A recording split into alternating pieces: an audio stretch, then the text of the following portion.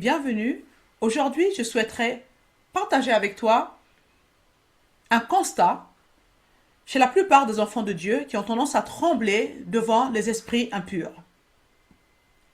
Mais avant cela, je vais tout d'abord te parler de l'intimité avec Dieu, le Père. Lorsque tu es rempli de Dieu, rempli de son amour, et le fait de passer du temps dans sa présence, tu finis par manifester son cœur devant chaque situation. Jésus était rempli de compassion, et l'amour le poussait à l'action, d'où les signes, les miracles et les prodiges.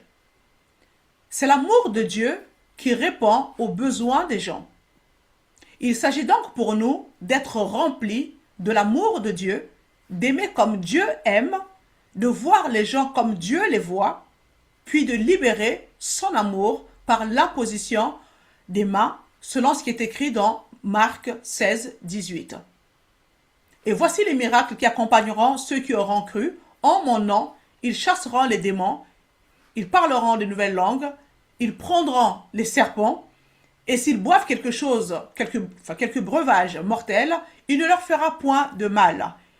Ils imposeront les mains aux malades, et les malades seront guéris.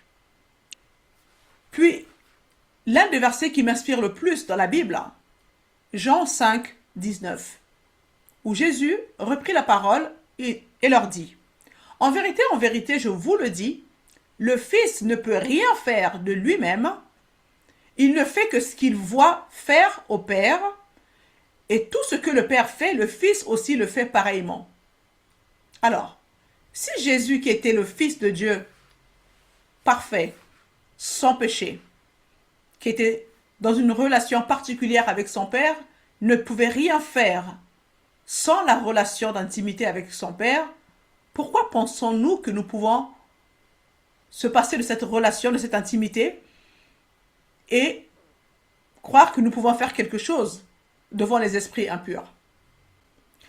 Tout enfant de Dieu désire expérimenter les miracles à un moment donné de sa vie. Ce passage nous montre la clé. Même si nous avons la promesse de Jésus dans Jean 14, 12, je paraphrase, que vous ferez les mêmes œuvres que moi, voire même les plus grandes. Comprenez que sans la relation, sans cette intimité avec Dieu le Père, vous ne pourrez pas faire les mêmes œuvres que Jésus. Car tout découle de la relation avec le Père.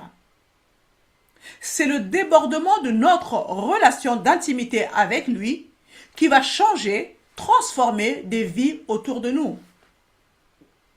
Jésus avait l'autorité. Le mot autorité en grec, c'est exousia. Il avait l'autorité, il avait la puissance. La puissance, c'est dynamis. Beaucoup ne font pas la distinction entre la puissance et l'autorité. Sujet que j'aborderai prochainement dans une autre vidéo. Donc, la puissance dynamis, c'est la capacité de faire des miracles. Et cela est donné à tout croyant en Christ. Par contre, l'autorité, exousia, nous est conférée que par le Père à travers une relation d'intimité. Jésus avait les deux. Et c'est pourquoi partout où il allait, sans même qu'il ouvre la bouche, les démons pouvaient reconnaître Jésus en disant « Tu es le Fils de Dieu ». Vous voyez? Il avait l'autorité. Et l'autorité se voit même de l'extérieur. Je ne vais pas rentrer dans le sujet parce que ça sera une autre vidéo. Mais c'est l'autorité et non la puissance qui chasse les démons. Vous savez, un jour, j'étais en train de lire Matthieu 8, versets 28 à 34. À 5 reprises, le Saint-Esprit m'a fait revenir sur 2 versets. Le verset 29, il m'a dit, relis ce passage. 5 fois, il m'a fait faire ça. Le verset 29 et le verset 31. Voici ce qui est écrit au verset 29. Et voici qu'ils se mirent à crier, « Que nous veux-tu, Fils de Dieu ?» Ce sont des démons qui s'expriment ainsi devant Jésus. Alors que celui-ci n'a rien dit. Ils ont juste aperçu Jésus. Ils se mirent à crier, « Que nous veux-tu, Fils de Dieu ?» Es-tu venu nous tourmenter avant le temps? Puis le Saint-Esprit m'a demandé de relire le verset 31. Les démons supplièrent Jésus, si tu veux nous chasser, envoie-nous dans ce troupeau de porcs. Vous savez, souvent nous lisons la Bible comme un simple roman en fait. On lit sans trop y réfléchir et on continue. Mais le Seigneur m'a fait relire ces deux versets au moins 5 reprises. Et à un moment donné, j'ai fini par dire, mais Seigneur, que veux-tu m'enseigner? Que dois-je comprendre? Et là, le Saint-Esprit me dit, au verset 29, les démons savent que leur temps est limité. Et au verset 31, ils savent qu'ils doivent être chassés par les enfants de Dieu. Cependant, écoutez bien ce qu'il me dit par la suite, cependant, ce sont mes enfants qui tremblent devant eux. Waouh! Et vous savez, je suis restée scotchée sur ces deux versets-là. Effectivement, c'est une réalité, une triste réalité. Les démons peuvent-ils voir en toi le fils ou la fille de Dieu que tu es? Ils ont reconnu Jésus. Ce n'est pas parce qu'il était Jésus, il était 100% homme sur la terre. D'accord? Est-ce que les démons aujourd'hui peuvent te reconnaître toi, fils ou fille de Dieu? Nous avons du mal à saisir pleinement qui nous sommes en Christ. C'est un triste constat parce que parmi les enfants de Dieu, il y a tellement de doutes, on est tellement rempli d'incrédulité. Nous ne prenons pas la parole au sérieux. Nous avons reçu la capacité, la puissance de faire des miracles, acte 1:8. Mais l'autorité qui vous permet de chasser les démons vous est conférée par le Père à travers votre relation d'intimité. Parfois, nous voulons nous lancer à faire des délivrances, alors qu'on n'a pas cultivé une relation d'intimité avec le Père. Et on veut agir avec dynamis, la puissance. Mais dynamis ne chasse pas les démons. Nous avons une belle promesse dans Luc 10:19. Voici, je vous ai donné le pouvoir de marcher sur les serpents et les scorpions et sur toute la puissance de l'ennemi, et rien ne pourra vous nuire. Malheureusement, ce verset est souvent mal traduit dans certaines versions. Mais je vous ai donné le pouvoir. Le mot pouvoir, en réalité, c'est l'autorité. C'est exousia en grec. D'accord? Dans cette intimité, Dieu te révèle les choses cachées. Tu apprends à manifester son cœur, son amour parfait, qui bannit toute forme de crainte. L'amour parfait bannit la crainte. Mais et pourtant, Dieu dit, mes enfants tremblent devant les démons. Il y a quelque chose qui ne va pas.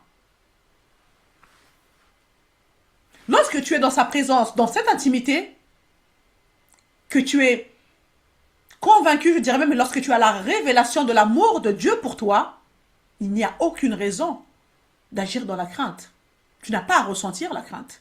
L'amour de Dieu est parfait. Son amour ne fait jamais défaut. Tu peux agir avec audace, avec courage, avec puissance. Oui, tu trembleras devant les démons si tu n'as pas de relation d'intimité avec le Père.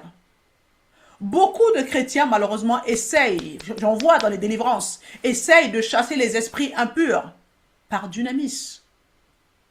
Or, vous ne pouvez pas y arriver sans exousia. Amen. Il faut l'autorité. Et cette autorité vous vient du Père uniquement dans votre relation d'intimité. Nous évoluons dans un monde qui nous offre beaucoup de raccourcis. Mais comprenez que dans les choses de Dieu, tout découle de la relation avec le Père. Tu trembleras devant les démons si tu ne sais pas qui tu es en Christ. Si tu ne comprends pas